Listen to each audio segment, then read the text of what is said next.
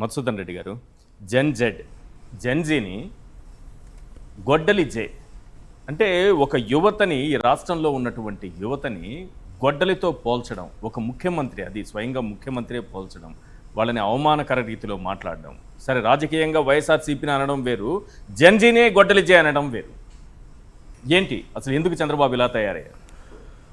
ఈశ్వర్ గారు, ముందుగా మీకు, సాక్షి యాజమాన్యానికి, వీక్షిస్తున్న తెలుగు ప్రజలకి, వైఎస్ఆర్ పార్టీ కార్యకర్తలకు, పెద్దలన్న రామనాథ్ గారికి, మా నాయకులు వెంకటరెడ్డి గారికి శుభ సాయంత్రం. సార్, ఇప్పుడు ఈరోజు వార్తా కథనాలు మీరు చూసారంటే, గాంజా బ్యాచ్లే జగన్ జంజీ, గాంజా బ్యాచ్లే జగన్ జంజీ.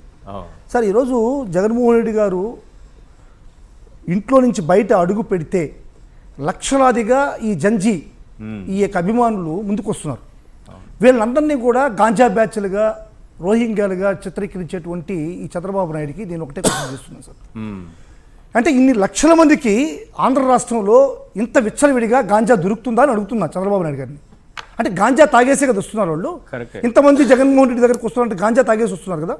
ఇంతమందికి విచ్చలవిడిగా గాంజా ఆంధ్ర రాష్ట్రంలో ఎక్కడ దొరుకుతుంది అనేటువంటి చంద్రబాబు నాయుడు మనకు చెప్పాల్సిన అవసరం. 2 ఫోన్లు ఉంటే ఒక ఫోన్ మామూలుగా వాడుకొని గంజాయికి ఇంకో ఫోన్ వాడుకుంటారని చంద్రబాబు నాయుడు గారు సార్, ఇప్పుడు మీరు చెప్పారంటే, మీరు చూసారంటే సార్, జగన్మోహన్ రెడ్డి గారు స్వయంగా జగన్మోహన్ రెడ్డి గారు వచ్చిన తర్వాత ఆపరేషన్ పరివర్తన అనేటువంటి దాంట్లో ఇంచుమించుగా 7,500 ఎకరాలు 2021లో, 7,375 ఎకరాలు 2000లో, అదేవిధంగా 1,993,000 కేజీలు 2022లో గాంజాని నివారించడం జరిగింది సార్. ఇది గాంజా పైన జగన్మోహన్ రెడ్డికి ఉండేటువంటి చిత్తశుద్ధి.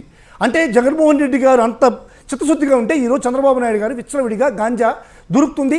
వాళ్ళు డ్రగ్స్ పార్టీ సార్, ఇది డ్రగ్స్ ఈ విధంగా సరఫరా చేస్తున్నారు. ఎందుకంటే వాళ్ళ ఎంపీ డ్రగ్స్ తాగుతూ పట్టుబడినటువంటి మహేష్ కుమారు ఖచ్చితంగా దొరికాడు. వాళ్ళే డ్రగ్స్ కానీ గంజాయి కానీ ఈరోజు ప్రోత్సహిస్తున్నారు సార్. ఒకటి చెప్తున్నాను సార్, ఆయన పాపం యూరిన్ టెస్ట్ కి వాటర్ పట్టించారు సార్. వీళ్ళు అన్ని తెలివితేటలు యూరిన్ టెస్ట్ ని అడిగితే వాటర్ పట్టిస్తారు. కానీ ఇక్కడ జరుగుతుంటే ధర్నా జంజీ ఉద్యమం పైన యూరిన్ పోస్తారు.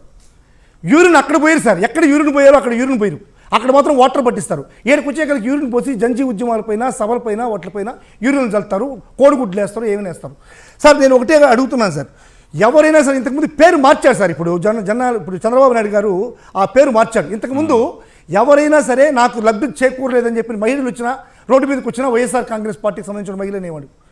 విద్యార్థులు వచ్చినా వైఎస్ఆర్ కాంగ్రెస్ పార్టీ విద్యార్థులు అన్నారు. రైతులను కూడా ఎన్నోసార్లు బెదిరించారు సార్. రైతులుగా ఉండండి, మీ పనులు మీరు చూసుకోండి, మీరు రోడ్డు మీదకి వచ్చి పోస్తే వైఎస్ఆర్ కాంగ్రెస్ పార్టీ రైతుల మాదిరి బిహేవ్ చేయొద్దని చెప్పని రైతులను కూడా వార్నింగ్లు ఇచ్చారు. సేమ్ ఇదే విధంగా సార్ ఈరోజు జంజీ ఉద్యమంలో డిఎస్సీ పైన జరిగేటువంటి అవకతవకల పైన ప్రజలందరూ కూడా పోరాడుతుంటే వాళ్ళందరినీ కూడా గాంజా బ్యాచ్, లేకుంటే బ్లేడ్ బ్యాచ్, రోహింగ్యాలు అని చెప్పడం అనేటువంటిది లేదని మేడం చెప్తున్నారు కదా హోంమంత్రి గారు. అదే చెప్పడం అనేటువంటిది ఇంకొక మాట కూడా అంటున్నారు సార్. వాళ్ళు ఏమంటున్నారంటే అడవి పందుల్లా విధ్వంసం అంట. అంటే జంజీ అనేటువంటిది అడవి పందులంట. అంటే వాళ్ళు చూడండి, ఆయన కిందనే ఆయన కొడుకు కూడా ఫోటో ఉంది. ఎవరు అడవి పందిగా ఉన్నారు? ఆయన కొడుకు అడవి పందిగా ఉన్నారా? జంజీలో పిల్లలు అడవి పందుగా చెప్పాల్సిన అవసరం ఉంది సార్.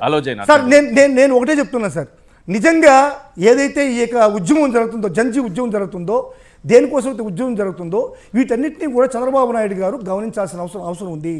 ఈరోజు ఫీజు రీయింబర్స్మెంట్ రాకుండా విద్యార్థులు ఉద్యమం చేస్తున్నారు. నిరుద్యోగ వృత్తి లేకుండా నిరుద్యోగ ఉద్యమం చేస్తున్నారు. అదేవిధంగా మహిళలకి ఇచ్చేసినటువంటి ఈ హామీలు నెరవేర్చలేకపోతే మహిళలు ఉద్యమం చేస్తున్నారు. అదేవిధంగా రైతులు ఉద్యమం చేస్తున్నారు. గిట్టుబాటు ధరలు లేక మామిడి రైతులు కావచ్చు, అరటి రైతులు కావచ్చు, పత్తి రైతులు కావచ్చు, పొగాకు రైతులు కావచ్చు, వీళ్ళందరూ కూడా గిట్టుబాటు ధరలు లేక కన్నీళ్లు కారుస్తూ ఉద్యమం చేస్తున్నారు. ఈరోజు వీళ్ళందరినీ మీరు అడవి పందులుగా, లేకుంటే గంజా బ్యాచ్గా, రోహింగ్యాలుగా చిత్రీకరించడం చంద్రబాబు నాయుడు గారికి తగుదా అంటున్నా. ఈరోజు డిఎస్సీ విషయంకి వద్దాం సార్. డిఎస్సీలో సార్, ఇప్పుడు సర్వే జన సుఖనే భవంతు అనేటువంటి ఒకటి ఉంది. ఒక మహావిష్ణువు అనేటువంటి ఒక దేవుడు ఒక యుగానికి ఒక అవతారం ఎత్తాడు.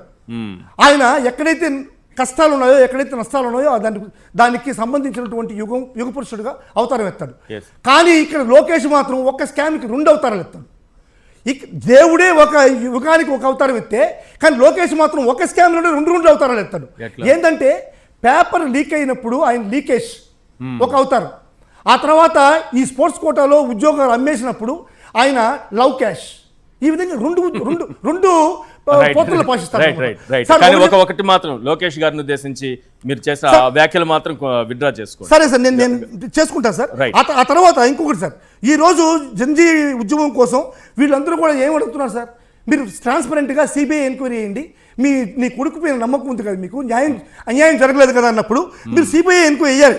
అదే సార్ రాజశేఖర రెడ్డి గారు జగన్మోహన్ రెడ్డి గారి దగ్గర అభియోగం వచ్చినప్పుడు ఆయన ఏం మాట్లాడారు రాజశేఖర రెడ్డి ఒకసారి చూడండి సార్. మీ మైక్ దగ్గరగా పెట్టుకోండి. ఆ తప్పుల గురించి ఎంక్వైరీ చేయడానికి ముందు సిబిఐ ఎంక్వైరీ చేయండి, సెంట్రల్ బ్యూరో ఆఫ్ ఇన్వెస్టిగేషన్ తో ఎంక్వైరీ చేయండి. తప్పు అనేది చేసి ఉంటే మామూలు శిక్ష కాదు అధ్యక్ష, మామూలు శిక్ష కాదు. Please send him to gallows. As a father I am requesting this government, if at all he has done something wrong, please send him to gallows. ఊరి శిక్ష విధించండి, నాకు అభ్యంతరం లేదు. అంత నీతి నిజాయితీ దమ్ము ధైర్యం ఉండే నాయకులు ఉన్నారు ఈ రోజు. ఇదే నీతి సార్, ఇదే నిజాయితీ, ఇదే నాయకుడు లక్షణం, ఇదే నిబద్ధత, ఇది నాయకుడు ఈ విధంగా ఉండాలి, 10 మందికి ఆదర్శంగా ఉండాలి. ఎన్ని రోజులు పరిపాలించాను, ఎన్ని రోజులు బతికాను కదా సార్, ఒక్కరోజు బతికినా ప్రజలకు జవాబుదారీతనంగా నీతి నిజాయితీగా ఉండాలి. ఆ రోజు జగన్మోహన్ రెడ్డి గారి మీద వచ్చినటువంటి అభియోగం కోసం నా కొడుకుని సిబిఐ ఎంక్వైరీ చేయండి, నా కొడుకుని కావాల్సిన ఉరిశిక్ష చేయండి అన్నటువంటి రాజశేఖర రెడ్డి గారు ఎక్కడ? ఈరోజు కొడుకుని కాపాడడం కోసం నరక యాతన పడుతూ నానా యాగి చేస్తూ ప్రజల్ని కూడా దుర్మార్గంగా పరిపాలిస్తున్నటువంటి చంద్రబాబు నాయుడు ఎక్కడ? ఈ చంద్రబాబు నాయుడు గారికి నీతి నిజాయితీ ఉంటే, ఈరోజు దమ్ము ధైర్యం ఉంటే, ఆయన కొడుకు మీద నమ్మకం ఉంటే, డిఎస్సీ అక్రమం జరగలేదనేటువంటి ఒక నీతి నిజాయితీ ఉంటే, లోకేష్ పైన ఈ యొక్క డిఎస్సీ పైన సిబిఐ ఎంక్వైరీ వేయించమని చెప్పండి, అప్పుడు నేను కూడా స్వాగతిస్తాం, వైఎస్ఆర్ కాంగ్రెస్ పార్టీ కూడా స్వాగతిస్తుంది. ఇది నిజాయితీ సార్. ఈ తేడాని ప్రజలందరూ కూడా గమనిస్తున్నారు. ఖచ్చితంగా చంద్రబాబు నాయుడు గారు సిబిఐ ఎంక్వైరీ పెట్టుకుంటే ఖచ్చితంగా దీంట్లో అవకతవకలు జరిగాయి, దీంట్లో అమ్ముకున్నారు, ఉద్యోగాలు అమ్ముకున్నారు, వేల కోట్ల రూపాయలు లోకేష్ అకౌంట్లోకి పోయింది అనేటువంటిది ప్రజలు గమనిస్తారు. ఖచ్చితంగా ఇది నిజం. తన కొడుకు పదవిని రాజీనామా చేయమని డిమాండ్ చేస్తున్నారు కాబట్టి జంజీని గొడ్డలి చేయంటున్నారు చంద్రబాబు. అవును, ఇప్పుడు అతను చంద్రబాబు నాయుడు గారు లోకేష్ గారి పదవిని కాపాడుకోవడం కోసం ఎంత పాటలు పడుతున్నాడో, ఎన్ని గొడ్డలి చేయనేస్తాడు, అన్నేస్తున్నాడు. గొడ్డలి చేయ అంటాడు, రోహింగ్యా అంటాడు, రాబందువులు అంటాడు, అడవి పందులు అంటాడు, గాంజా బ్యాచ్ అంటాడు. అసలు పేర్లు పెడుతున్నారో అన్ని ఉన్న పేర్లన్నీ కూడా ఈ యువతకు తగిలిస్తున్నాడు సార్. ఖచ్చితంగా యువత తిరగబడతారు సార్. చంద్రబాబు నాయుడు గారి ఈ యొక్క పాలనని ఖచ్చితంగా జంజీ చూస్తా ఉంది. లోకేష్ ని తరిమి కొడతారు గ్యారెంటీగా. వెంకటరెడ్డి గారు, యువత నుంచి రైతుల వరకు గంజాయి బ్యాచ్ అనడము, బ్లేడ్ బ్యాచ్ అనడము, వాళ్ళని ఇంకా రకరకాలుగా గొడ్డలి చేయి, ఇప్పుడు యువతనైతే గొడ్డలి చేయి అనడము, ఈ విధంగా మాట్లాడుతున్నారు. రోహింగ్యాలను కూడా మాట్లాడారు.